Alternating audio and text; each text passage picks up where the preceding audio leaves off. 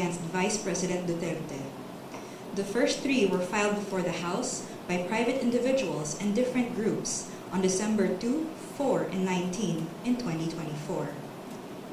A 4th complaint was lodged by a resolution approved by more than 1/3 of the House members of the 19th Congress on February 5, 2025, which was transmitted as the Articles of Impeachment to the Senate on the same day. This was followed by 2 petitions filed before the Supreme Court challenging its constitutionality. The Supreme Court decision written by Senior Associate Justice Marvic M.V.F. Leonen ruled that all legal issues involving impeachment proceedings are subject to judicial review, considering the nature of the offices and the institutions that are subject to impeachment, its effect on the independence of constitutional departments and organs, and its nature as a constitutional process. The impeachment process is primarily a legal and constitutional procedure, but with political characteristics. It may be sui generis, but it is not a purely political proceeding. This means that the Bill of Rights, especially the Due Process Clause and the right to speedy disposition of cases, applies to the entire impeachment process, it said. Although the court does not determine whether an impeachable officer may be removed or disqualified from political office, it emphasized that it has a duty to construe the process mandated in the Constitution. In declaring that the Articles of Impeachment were barred by the 1-year rule, the decision differentiated the first 3 complaints from the 4th complaint. The first 3, it said, were filed under Article 11, Section 3, Paragraph 2 of the Constitution, which allows any citizen to file a verified complaint with an endorsement by any House member. The 4th one was through Article 11, Section 3, Paragraph 4 of the Constitution, through a verified complaint or resolution filed by at least 1/3 of the House members. The court took note that the House and the 19th Congress did not act on the first 3 endorsed complaints, which were considered terminated or dismissed upon adjournment of the House. The 3 impeachment complaints were archived and therefore deemed terminated or dismissed on February 5, 2025. Therefore, no new impeachment complaint, if any, may be commenced earlier than February 6, 2026, the Supreme Court held. Under Article 11, Section 3, Paragraph 5 of the Constitution, no impeachment proceedings shall be initiated against the same official more than once within a period of 1 year. According to the decision, the 1-year bar is reckoned from the time an impeachment complaint is dismissed or is no longer viable. A key issue in the petitions is whether the House complied with the 10-session day requirement under the Constitution for including a verified impeachment complaint in the order of business of the House. The court ruled that the House was able to comply with the requirement by putting the 3 endorsed impeachment complaints in the order of business of the House of Representatives, since a session day is not equivalent to a calendar day. It is a period that starts from a call to order until the session is adjourned, regardless of the passage of time. However, the court reminded the House that Article 11, Section 3, Paragraph 2 of the Constitution clearly requires that a verified impeachment complaint be immediately put in the order of business within 10 session days from its endorsement. The Constitution does not grant either the Secretary General or the Speaker of the House any discretion to determine when this period commences. Consequently, the House of Representatives is not granted any discretion except to refer these matters to the proper committee within 3 session days. However, the House may opt to consolidate all impeachment complaints properly commenced and endorsed within these periods. The court also determined that due process applies to the impeachment process. It laid down the following due process requirements in impeachment proceedings. First, the Articles of Impeachment or resolution must include evidence when shared with the House members, especially those who are considering its endorsement. Second, the evidence should be sufficient to prove the charges in the Articles of Impeachment. Third, the Articles of Impeachment and the supporting evidence should be available to all members of the House of Representatives, not only to those who are being considered to endorse. Fourth, the respondent in the impeachment complaint should have been given a chance to be heard on the Articles of Impeachment and the supporting evidence to prove the charges prior to its transmittal to the Senate, despite the number of endorsements from House members.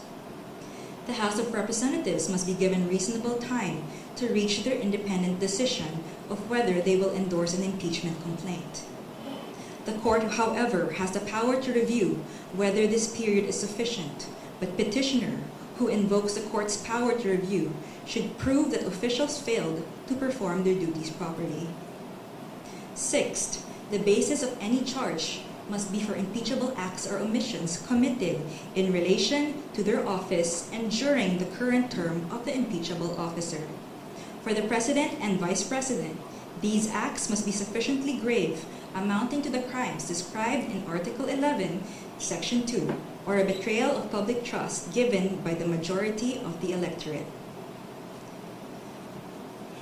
For the other impeachable officers, the act must be sufficiently grave that they undermine and outweigh the respect for their constitutional independence and autonomy. And seventh, to ensure that respondent in the impeachment complaint is heard under the requirements of due process in the procedure under Article 11, Section 3, Paragraph 4, the House of Representatives is required to A. Provide a copy of the Articles of Impeachment and its accompanying evidence to the respondent to give him or her an opportunity to respond within a reasonable period to be determined by the House rules. The Constitution only requires an opportunity to be heard. It is up to the respondent to waive this fundamental right and opt to present his or her evidence at the Senate trial. And B. Make the Articles of Impeachment with its accompanying evidence and the comment of the respondent available to all members of the House of Representatives. It is the House, not 1/3 of the House, that has the sole prerogative to initiate impeachment complaints. Thus, there must be some modicum of deliberations so that each member representing their constituents can be heard and thus convince others of their position. The transmittal will only take place upon the qualified vote of 1/3 of the House. We quote from the final note of the unanimous decision. It is not our duty to favor any political result. Ours is to ensure that politics are framed within the rule of just law. We cannot concede the sobriety of fairness inherent in due process of law to the passions of a political moment. Our fundamental law is clear. The end does not justify the means. We understand our history. We have learned that in the past, momentary desires to do what is convenient and concede means to ends have inadvertently created precedents that weaken the succor of law for those who dissent, or those at our society's margins, or those who may have fallen out of grace from the powers that be. We have learned that the clash of political interests in the past, often disguised by noble intentions, has obscured the need to address the real problems of corruption, inequality, poverty, and disempowerment faced by our people. We will not allow that to happen again. We will not hesitate to declare what is legal, just, and right for our people. There is a right way to do the right thing at the right time. This is what the rule of just law means. This is what fairness or due process of law means, even for impeachment. End of quote. The Supreme Court's ruling is immediately executory. It shall be deemed served on the petitioners and released upon publication in the Supreme Court website and receipt of the parties of their digital copy in accordance with the guidelines on the transition to electronic filing in the Supreme Court. We urge everyone to read the full text of the decision and the concurring opinions. Thank you very much. Hi, Attorney. Muna na ako. Adrian Ayalin po, ABS-CBN. Hi, Adrian. So, sa madaling sabi, wala pong magaganap na impeachment trial ngayon. Hindi pwedeng mag-hold ng impeachment trial ang Senado. Well, the court said that the House complaint versus the VP is unconstitutional and null and void, and therefore the Senate did not acquire jurisdiction to convene as an impeachment court. Hanggang until February 6, 2026 na hindi pwede. The February 6, 2026, that's the due date. I mean, that's the date until when another complaint can be filed. Okay. Or initiated. And wala na pong pwedeng magawa ang House of Representatives, as you said, immediately executory. It's immediately executory, but they always have the option to file a motion for reconsideration. Thank you, Attorney. Attorney, Ben Punta po sa Philippine News Agency. To clarify lang, it was a unanimous decision. There was no division among the justices of how they ruled. It's a unanimous decision, although there were 2 justices who did not vote. May we know the 2 justices who did not vote? Yes, so that's Justice Benjamin Kagiwa, he inhibited, and there's Justice Maria Filomena Singh, who was on leave.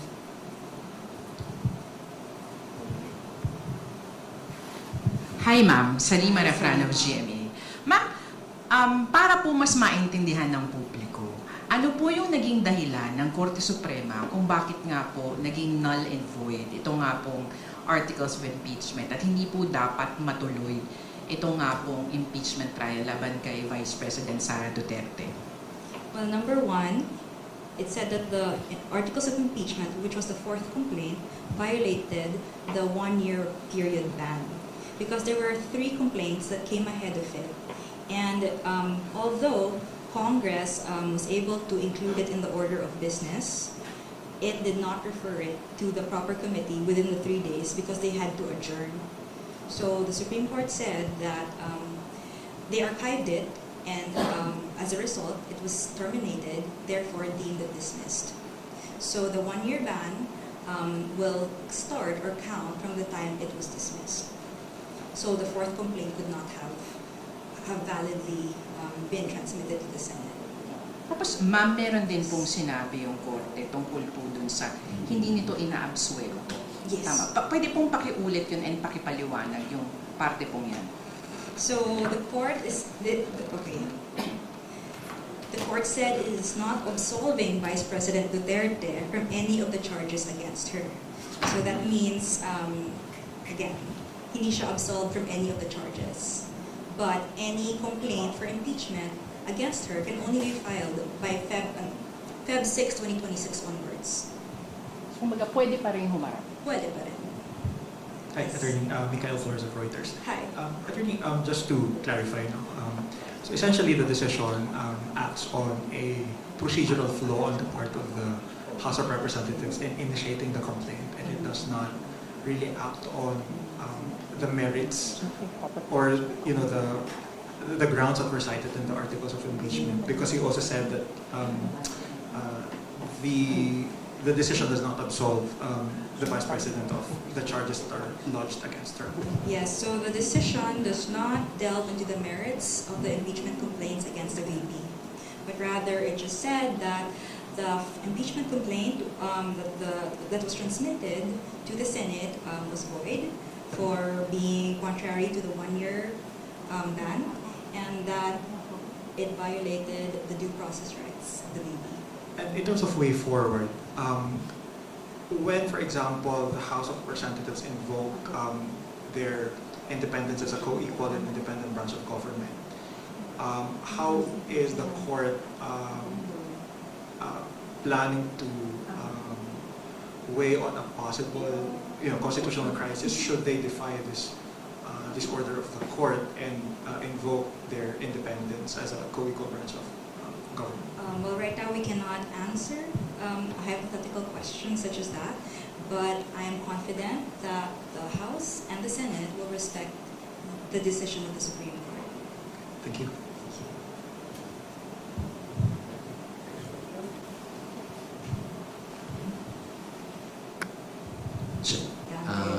With your indulgence po sa tanong ko, pag ganun ba ma'am, there was a grave abuse of discretion on the part of the Congress, which is a co-equal branch of the Supreme Court of the Judicial branch. Yes, so under the 1987 Constitution, the Supreme Court was granted the authority to determine whether there is grave abuse of discretion in any part of the government, including co-equal branches.